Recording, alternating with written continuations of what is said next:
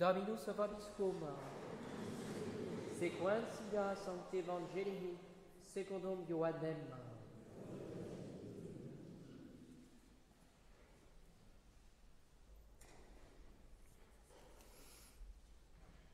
En ce temps-là, Jésus dit à Nicodème, « Dieu a tant aimé le monde qu'il a donné son Fils unique pour que tout homme qui croit en lui, ne périsse pas, mais possède la vie éternelle. Car Dieu a envoyé son Fils dans le monde, non pas pour juger le monde, mais pour que le monde soit sauvé par lui. Qui croit en lui n'est pas jugé, qui ne croit pas est déjà jugé, parce qu'il n'a pas cru au nom du Fils unique de Dieu.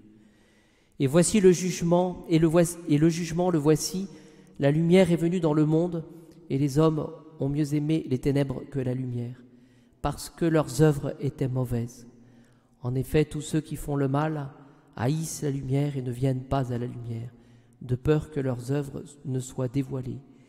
Mais celui qui agit selon la vérité vient à la lumière, pour qu'il apparaisse manifestement que ses œuvres sont faites en Dieu.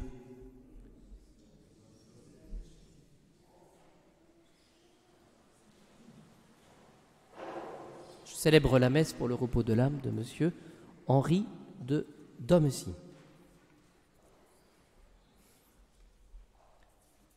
Essayons d'entrer dans le mystère de l'action du Saint-Esprit dans nos âmes, et que ce soit dans les Actes des Apôtres ou dans le passage de l'Évangile, c'est en Saint Jean chapitre 3 aujourd'hui, nous voyons que l'objectif finalement consiste à croire. Poser cet acte de l'intelligence et de la volonté comme don de Dieu, mais non pas croire, je dirais, de manière indéterminée, mais de croire dans la personne du Christ, et dans la personne du Christ, Fils de Dieu, Sauveur. Voilà ce qui nous est demandé.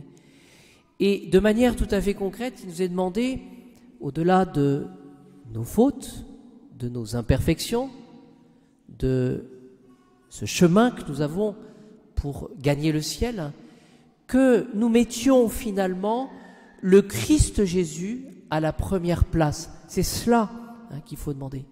Ouais, je suis pécheur, j'ai du mal à prier, j'ai telle ou telle tentation habituelle, j'ai tel défaut dominant, eh bien j'aurai le courage de sortir de moi-même pour porter mon regard vers le Christ Jésus, Jésus Sauveur, Jésus qui pourra me montrer le chemin du ciel et qui pourra m'obtenir le ciel. Cela, nous le retrouvons dans l'Évangile. Qui croit en lui n'est pas jugé, qui ne croit pas est déjà jugé. C'est vraiment cet objectif de recevoir le Christ. Et ce que le Christ Jésus nous demande, ces quelques versets en descendant, c'est qu'il nous demande finalement d'opérer ce travail de conversion. La lumière est venue dans le monde et les hommes ont mieux aimé les ténèbres que la lumière. Et ce que nous devons redouter, finalement, c'est d'être dans les ténèbres et de rester dans les ténèbres. Alors que justement, cette foi en Jésus-Christ nous permet de sortir des ténèbres pour justement découvrir la lumière. Et c'est précisément ce que nous voyons dans l'Évangile. Nous sommes dans les versets 16 à 21 du chapitre 3 de Saint Jean. Mais nous voyons que dans les versets qui précèdent, donc les versets 1 à 16, c'est cette démarche précisément que va faire Nicodème. Parce que là, dans ce passage, Jésus s'adresse à Nicodème. Il lui dit, si tu crois dans le Fils de Dieu, tu parviendras à la lumière. Voilà.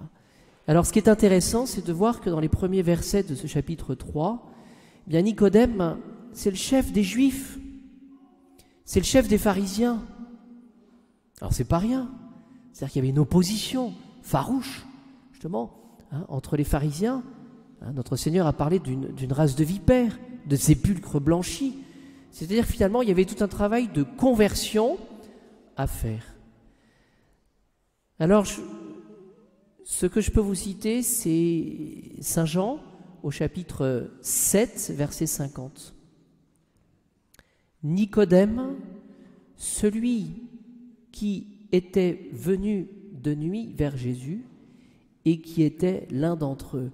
Et c'est ça qui est intéressant, c'est que Nicodème, lui, va se poser des questions sur la personne du Christ. Vous voyez, il appartenait à la secte des pharisiens et il va découvrir Jésus et il va prendre finalement la décision d'aller le voir de nuit, Jésus. Vous voyez. Et ce qui est intéressant, c'est quand je me rends compte dans ma vie que quelque chose ne va pas, quand je me rends compte que je peux rencontrer le Christ, que je dois changer quelque chose dans ma vie, finalement, est-ce que je suis capable de le faire, cela? Ben souvent non. Regardez les résolutions que nous prenons, c'est difficile à tenir les résolutions. Oui. Mais précisément, nous pourrons comprendre l'action de l'Esprit Saint à partir de ce passage. Nicodème, lui, qu'est-ce qu'il va faire? Il va être illuminé par cette action de l'Esprit Saint et il va comprendre que Jésus va être son salut. Nous retrouvons même chose dans Saint Jean, chapitre 19, verset 39. « Car Nicodème, qui d'abord était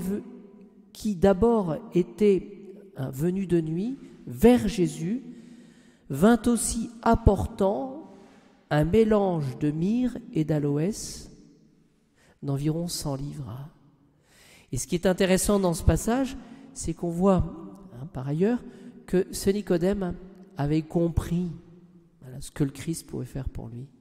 Et il va apporter justement ce qui servira à la sépulture de notre Seigneur Jésus-Christ. Donc nous voyons finalement dans la personne de Nicodème une personne qui n'est pas si timide que cela, étant du nombre du Sanhédrin, il n'hésite pas à aller voir Jésus. Quelle ouverture d'esprit, quel courage justement pour changer en bien, nous pouvons le demander. Je termine sur ce passage du chapitre 3 de Saint Jean, ce que nous dit Saint Jean Chrysostome. Que dit Jésus à Nicodème dans sa prédication? Il faut que le Fils de l'homme soit élevé. Qu'est-ce qu'il annonce là, Jésus, à Nicodème? Il annonce sa mort. C'est une prédication voilée de sa mort. Jésus, nous dit Saint Jean Chrysostome, anticipe sur le scandale de la croix, c'est-à-dire qu'il anticipe sur cette crainte, sur le scandale de la croix qui pouvait naître justement chez Nicodème. Parce que Nicodème, en suivant le Christ Jésus, n'est pas encore préparé justement à cette image, cette réalité plus exactement, du Fils de Dieu venant sauver les hommes, mais mourant sur la croix comme un obstacle. Et justement, c'est là l'œuvre aussi du Saint-Esprit que de nous aider justement à sortir de nos conceptions trop humaines des choses pour justement suivre Jésus dans sa passion, mais ensuite pour ressusciter. C'est ainsi que Dieu a aimé le monde, qui lui a donné son Fils unique. Et c'est ce qui a fait dire à Sainte Thérèse, si Dieu, le Père, traite son Fils de telle manière qu'il le donne justement pour la passion, comment c'est normal qu'il ait peu d'amis, ce Jésus. Et donc Saint Jean Chrysostome nous dit, il y a une distance infinie entre Dieu et le monde. Mais cette distance infinie, comprise justement à l'aide de l'Esprit Saint, nous offre et nous montre une preuve d'un amour immense. Oui, alors que nous sommes pécheurs, et donc le péché nous éloigne de Dieu, alors que nous sommes ingrats, eh bien le bon Dieu vient pour nous prendre la main. Il nous donne son Fils unique pour que son Fils unique soit le sauveur pour chacun de nous et qu'il nous montre justement le chemin du ciel. Alors, demandons cette grandeur d'âme et demandons cette capacité de changer pour le bien à Nicodème, mais par la lumière de l'Esprit Saint. Et puis, de manière tout à fait concrète, demandons ce soir au Saint-Esprit de nous éclairer pour qu'à travers le scandale de la croix, ces épreuves peut-être que nous connaissons, ces rancunes peut-être que nous entretenons parce que nous n'acceptons pas l'épreuve, eh bien que nous ayons par l'Esprit Saint justement cette compréhension que la croix est aussi cause de salut pour chacun de nous. La croix ne doit pas nous faire trébucher, mais par la lumière de l'Esprit Saint, la croix, l'épreuve, doit être l'occasion pour nous de grandir un petit peu, de marchepied, justement pour ressusciter avec le Christ.